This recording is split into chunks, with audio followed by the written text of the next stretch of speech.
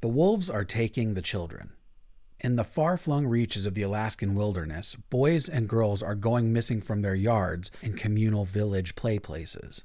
Are the wolves being driven to desperation? Or is there something more spiritually sinister at play here in the frozen north? 6-year-old Bailey Sloan was taken by a wolf from his secluded village in Keelut, Alaska. His father, Vernon Sloan, is deployed to Iraq, so Bailey lives at home with his mother, Medora Sloan. After Bailey is taken, Medora enlists the help of Russell Core. Core is an expert in wolves with experience in tracking them and understanding pack behavior. He travels to Keelut, which is by far the most remote, desolate place he's ever been. And he is greeted by a village that is as cold in hospitality as it is in Fahrenheit. Keelut is isolated. They handle their own problems, and they like it that way. Outsiders are not welcome. Core sets off to find Bailey's body out on the tundra. But what he finds is far worse than he imagined, igniting the strained relationship between the Sloans, the village, and the local town.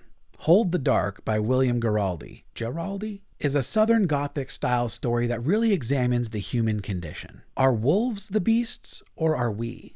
What do we do when nature goes awry? It is written in a very lyrical, almost philosophical prose that I really jive with, and it reminded me very much of the cowboy poetry that we get from someone like Cormac McCarthy. I loved every second of Hold the Dark. It was dark and gritty, and the dialogue was rife with the threat of violence and just cloaked in mystery. There's a lot of talking, but the words don't match the intentions.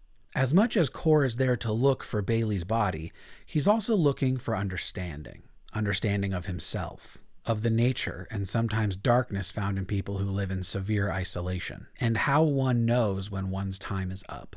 Hold the Dark reminded me a lot of the first season of True Detective, the good one with Matthew McConaughey and Woody Harrelson, in the way that Hold the Dark feels as much like a ghost story as it does a true crime tale. And I was very excited about that Southern Gothic style storytelling applied to the Alaskan frontier. This book is just over 200 pages and it is absolutely a page turner. It made me feel good in the way that sometimes really dark, terrible stories make you feel good.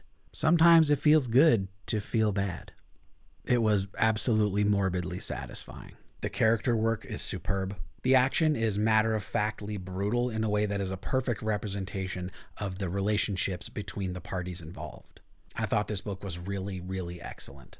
There's also a really good Netflix adaptation if you would prefer to see a movie. I highly recommend it. I give Hold the Dark 4 out of 5 hammers.